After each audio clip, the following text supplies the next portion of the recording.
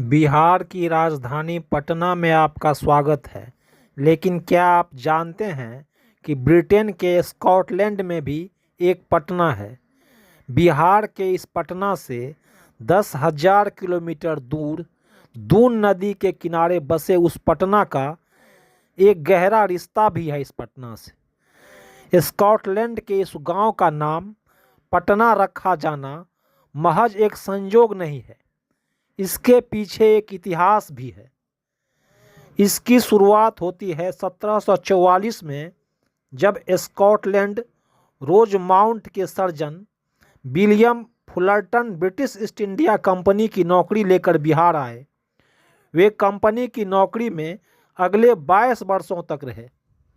नमस्कार, मैं पंकज कुमार। इस अवधि में विलियम फुलरटन स्थानीय लोगों के साथ बहुत घुल मिल गए थे, इसलिए नौकरी से रिटायर होने के बाद भी वे पटना में ही बने रहे। गोरा मुगल के नाम से मशहूर विलियम पटना के लोगों के इतने चहेते थे कि मीर कासिम के हमले से भी स्थानीय लोगों ने उन्हें बचाकर रखा।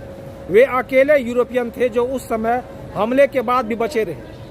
पटना में रहते हुए विलियम ने न केवल स्थानीय लोगों, इतिहासकारों के साथ संबंध बनाया, बल्कि उसने कई कलाकारों के साथ दोस्ती भी की। उन्हीं कलाकारों में से एक दीपचंद भी थे। दीपचंद से उन्होंने न सिर्फ अपने पोर्ट्रेट बनवाया, बल्कि अपने सारे रिश्तेदारों की तस्वीर भी बनवाई। उनके साथ ही उन्होंने स्थानीय जनजीवन और त्योहारों की तस्वीरों का भी चित्रण करवाया।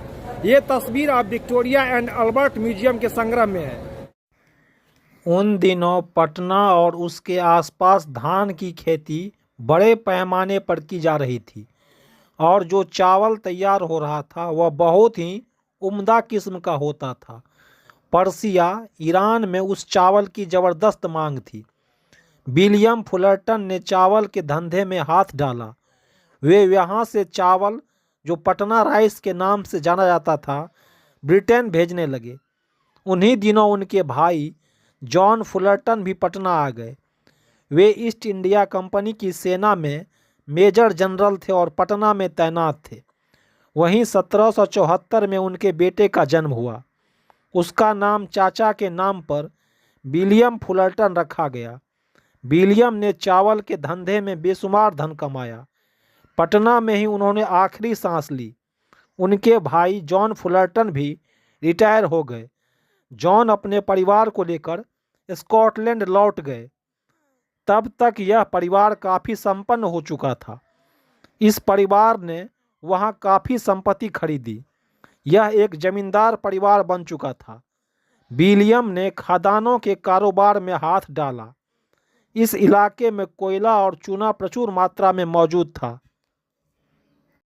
अपने कोयला खदान में काम करने वाले कामगारों के लिए विलियम ने 1802 में स्कॉटलैंड में एक गांव बसाया। उस गांव का नाम उसने पटना रखा। वह अपनी जन्मस्थली को नहीं भूल सका था। करीब 2500 की आबादी वाला यह छोटा सा गांव पहले की तरह नहीं रहा। समय के साथ स्कॉटलैंड की पटना की खदानें बंद हो चुकी है, साथ साथ कारखाना भी और रेलवे स्टेशन भी। गांव में रोजगार की बेहद कमी हो गई, इसलिए लोग काम की तलाश में शहर जाने लगे। यह जानकारी हम अरुण सिंह की किताब पटना खोया हुआ शहर से बता रहे हैं।